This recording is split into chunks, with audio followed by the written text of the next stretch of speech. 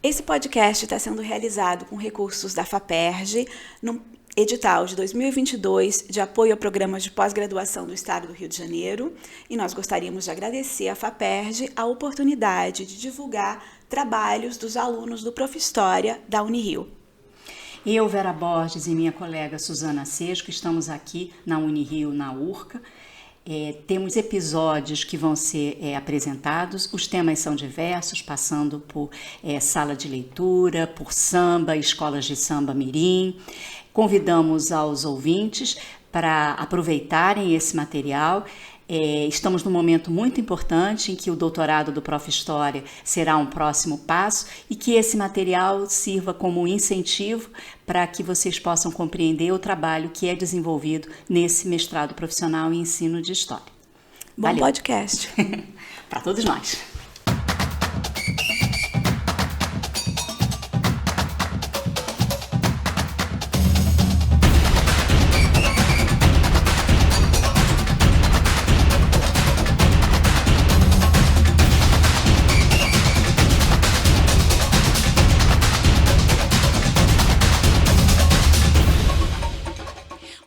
Eu sou Vera Borges, professora no Departamento de Turismo e Patrimônio na Unirio.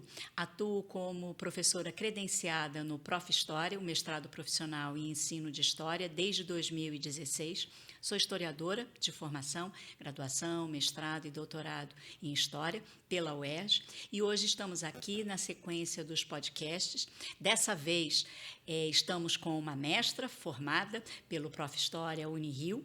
Ela vai se apresentar agora e nós vamos conversar sobre a experiência dela no curso e, mais especificamente, o trabalho propositivo didático, também chamado de produto didático. Olá, Viviane, seja muito bem-vinda e venha se apresentar aqui para os nossos espectadores, para os ouvintes. Olá, eu me chamo Viviane Nazário Santos, sou professora de História formada pela Universidade Federal Rural do Rio de Janeiro, sou especialista em Educação das Relações Étnico-Raciais no ensino básico pelo Colégio Pedro II e hoje mestre em Ensino de História aqui pela Unirio.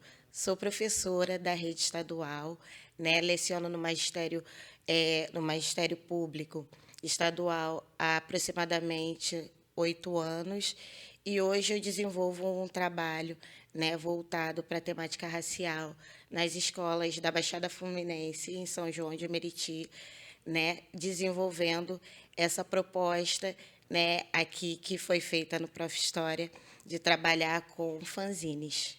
Então, vamos começar pelo início. Qual é o título da sua dissertação de mestrado?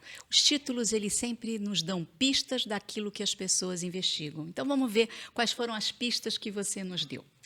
Então, o título da minha dissertação se chama Educação Antirracista e a Contribuição da Pedagogia Decolonial no Profhistória, o samba enredo do GRES, Estação 1ª de Mangueira, 2019, na proposta de fanzines. É um título bem extenso.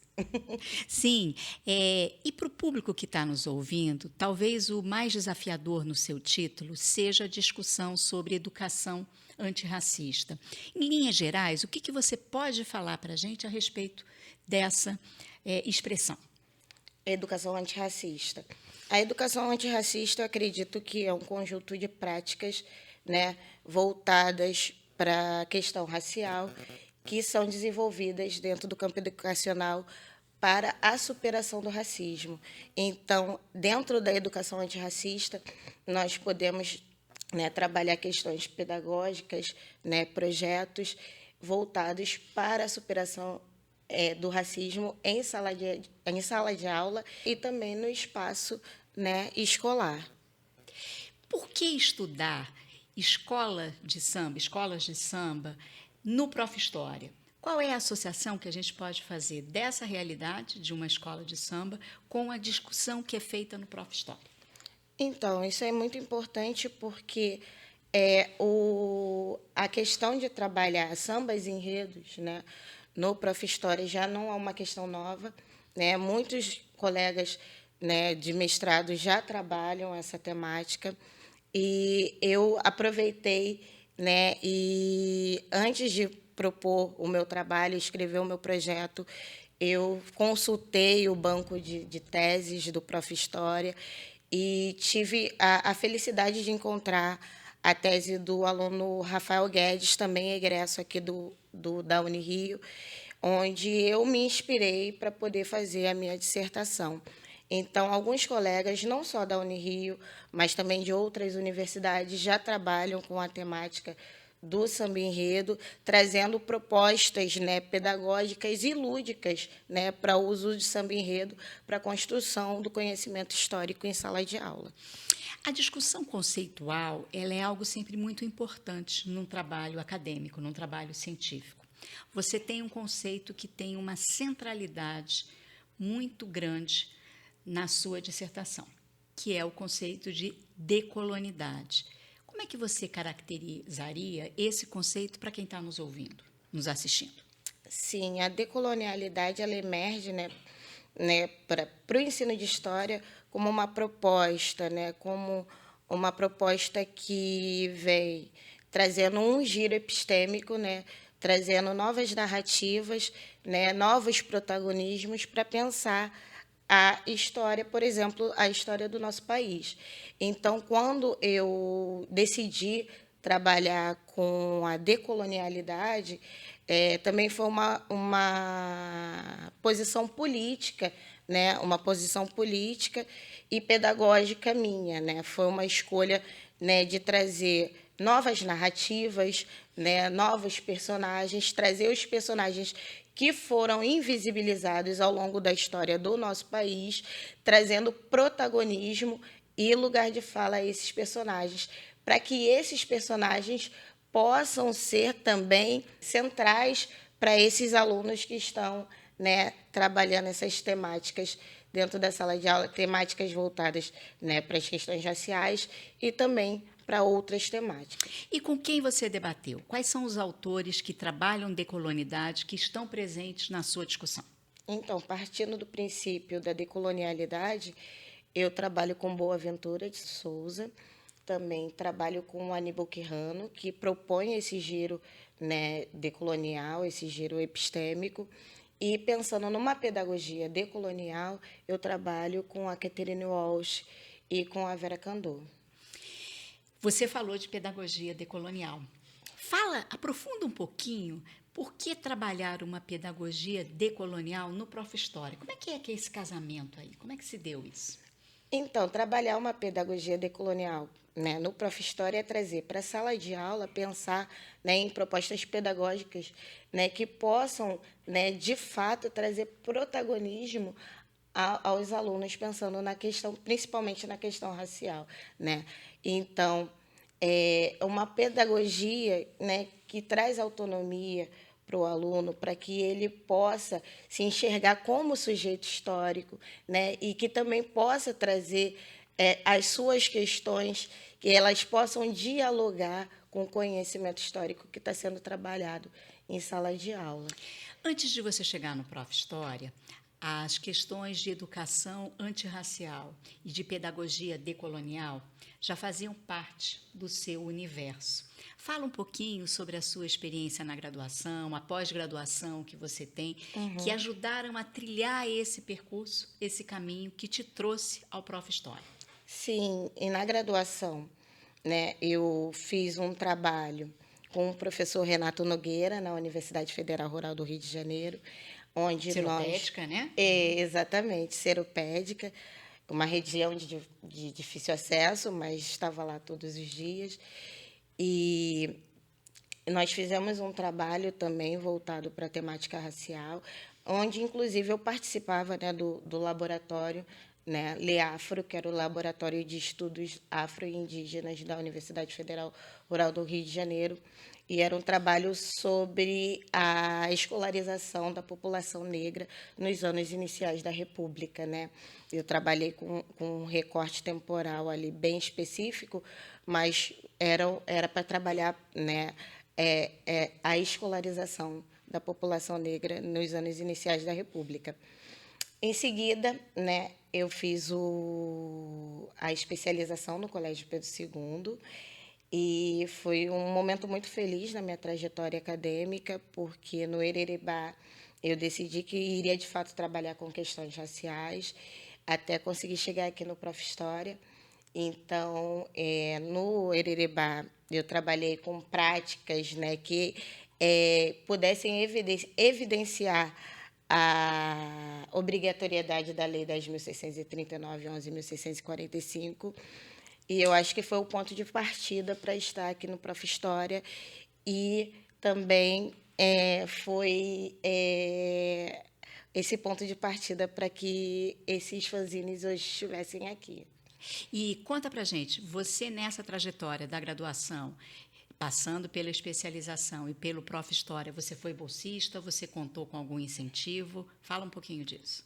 Então, na graduação, eu tive uma bolsa permanência, e no mestrado eu tive a felicidade de ser bolsista da CAPES, né? E esse foi um recurso providencial, porque ajudou com questões principalmente ligadas à tecnologia, porque nós vivenciamos esse período da pandemia, né?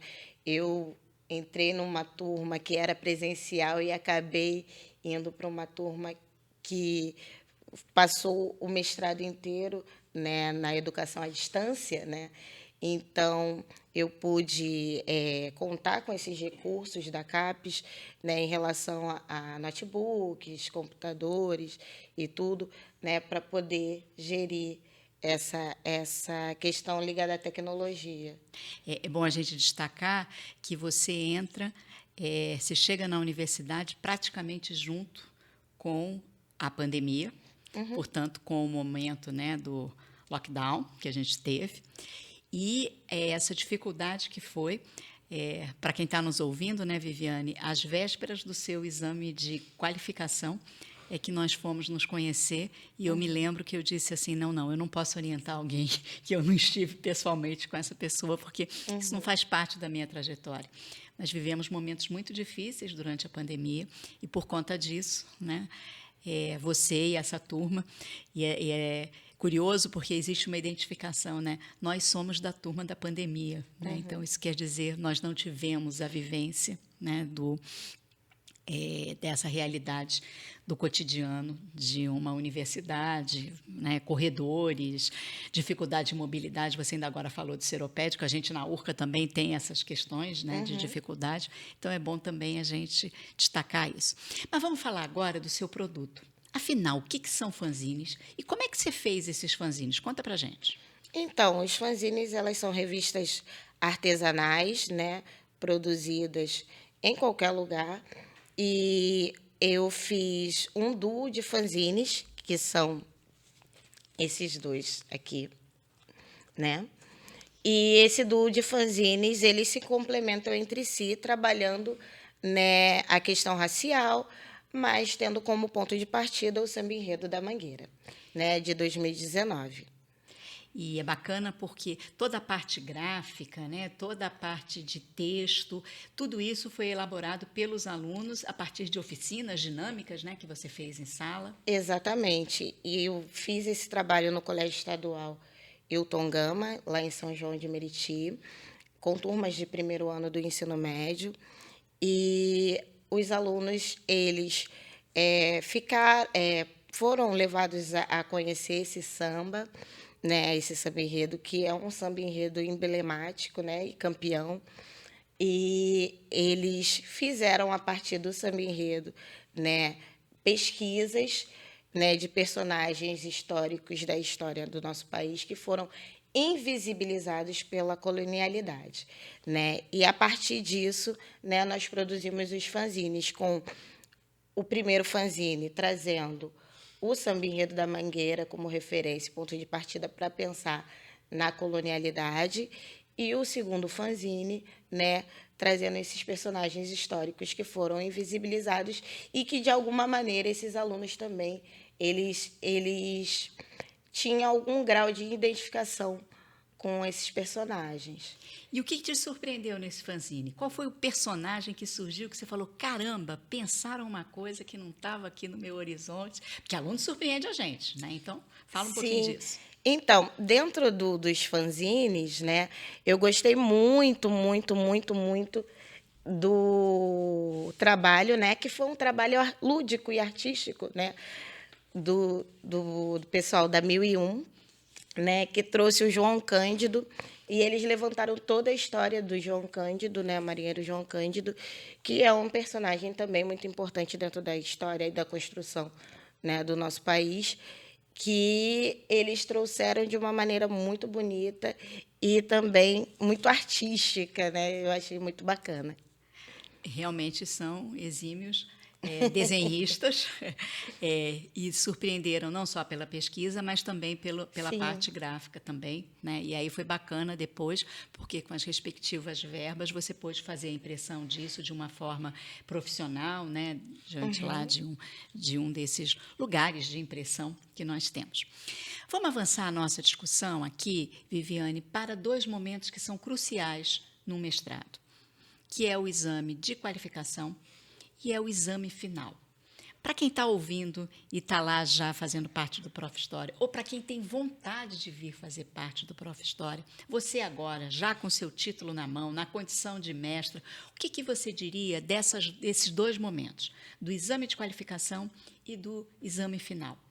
Sim, eu acho que o exame de qualificação é um momento muito importante, né? Porque é um momento de uma orientação coletiva, né? E onde as pessoas que estão ali na banca, elas vão te orientar para que você tenha excelência na sua defesa. Então, eu acho que, no meu caso, eu fiquei um pouco mais nervosa, né, para a qualificação, de apresentar o projeto e saber qual seria o retorno, né, que eu teria da banca em relação a esse projeto. E eu fui muito feliz, porque as professoras da banca trouxeram algumas orientações que foram super pertinentes, né, e que me ajudaram a desenvolver de uma maneira muito melhor o que eu já tinha pensado, né, e, a partir disso, o exame final, né, no caso, a minha defesa, foi muito tranquila, porque o dever de casa já estava todo feito. Então, a partir disso, foi só gritar é gol e felicidade. E vamos destacar que a sua banca foi composta pela professora Jane Santos da Silva, aqui da Unirio. Correto. Né, da educação, da pedagogia e credenciada conosco aqui pelo Prof. História, e a professora Helena Araújo, da UERJ, com uma longa trajetória, né, inclusive no Colégio de Aplicação da UERJ. Certo. Você recomendaria o Prof. História? Com toda certeza. Por quê? Porque eu acredito que é um avanço na vida profissional, né, dos professores de História. Eu acho que essa qualificação ela é necessária, e até para a pessoa estar antenada, estar, né, podendo discutir o que efetivamente, né, são os debates ligados ao ensino de História. O Prof. História é um programa sensacional. Nós estamos agora no 2º semestre de 2024. Estamos aqui nas dependências da Unirio, na URCA. E com as inscrições abertas para um evento que vai ser o 3º Congresso Nacional do Prof. História, em Belém do Pará. O primeiro, né, aconteceu em Salvador, antes da pandemia, o segundo na UERJ, já pós-pandemia, e agora vamos ter o 3º. Temos também, agora nessa semana que começa, dia 8 de julho, o encontro da AMPU, do Rio de Janeiro, que vai acontecer na FEBEF e na Unigran Rio. A FEBEF é a Faculdade de Educação da Baixada Fluminense, da UERJ, que vai ter um evento ali com mesas, trabalhando com a temática do ensino de História, e especificamente do Prof. História. Eu pergunto para você, que é uma egressa do Prof. História, qual é a importância desses eventos científicos para a sua trajetória? Quais são os seus planos para o futuro? Compartilha um pouco conosco o que passa, como é que é a vida pós a condição de se tornar mestre em História. A gente sobrevive, não é isso? Conta como é que é isso. Sobrevivemos, sim. Mas, em relação ao evento, eu acredito que é muito importante, né, a participação dos mestrandos, né, e os egressos também, porque ali, de fato, você vai estar discutindo, né, o que tá em cena, né, no ensino de história, né, quais são as propostas, né, quais são os debates historiográficos, né, o que dentro da perspectiva da história, né, está bombando, o que não está bombando. Então, eu acredito que é um mecanismo, né, de consolidação, né, do conhecimento acadêmico. Então, acho que é muito válido e muito importante. Eu me sinto muito feliz na condição de mestra e tenho um desejo imenso agora de poder fazer o doutorado também profissional e dar continuidade a essa carreira acadêmica. Você já está adiantando para o primeiro semestre de 2025, vamos ter a primeira turma, provavelmente no segundo semestre vamos ter a seleção, aí é bacana, né? Não sei em que momento que as pessoas vão nos ouvir, mas é bacana também ter essa periodização, ter essa noção em termos, né, espaciais, temporais, dessa realidade. Né? Uhum. Bem, o nosso papo está muito bom, mas nós vamos agora já encaminhar para a finalização. Quero agradecer a equipe técnica que está aqui nos dando suporte, né? Foram algumas sessões, né, que tivemos aqui juntos. Tivemos entrevista também com o coordenador geral do Prof. História Nacional, o professor Marcelo Magalhães, que faz parte do programa do Prof. História da Unirio. Agradecer à FAPERJ, que, através de um edital e da verba destinada a programas de pós-graduação e programas voltados para a educação básica, nos permite estar aqui realizando esse podcast. Dizer que é muito bom reencontrar e perceber as trilhas que a Viviane está seguindo pós-pandemia, pós-defesa do Prof. História, e dizer o quanto é importante estar aqui e que fiquem todos bem e até a próxima. Viviane, agora é com você. Eu agradeço a oportunidade de estar aqui e gostaria de convidar os colegas, né, de carreira que façam o Prof. História, porque é um programa sensacional. É isso, então. Tchau, valeu.